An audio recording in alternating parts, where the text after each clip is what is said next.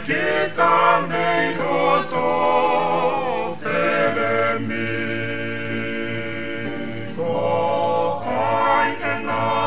obutu fagaunga iefili ko akau ko mai le toli heli le moi simone per moi fa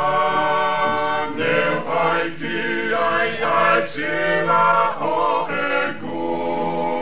o Whakapo a ete no fo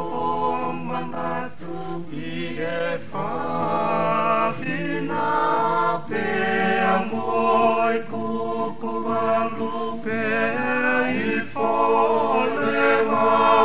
ai mate ki ate au alu o I kai toi hau le uloto lewa ke no fotokota matele ato alfabeko apotulala pe me misi toko aku Mana eva koe kau no fo oha Ko eni ku o akiloto Ku hamu e ku kalo e he ofa Ko kuloto eni ku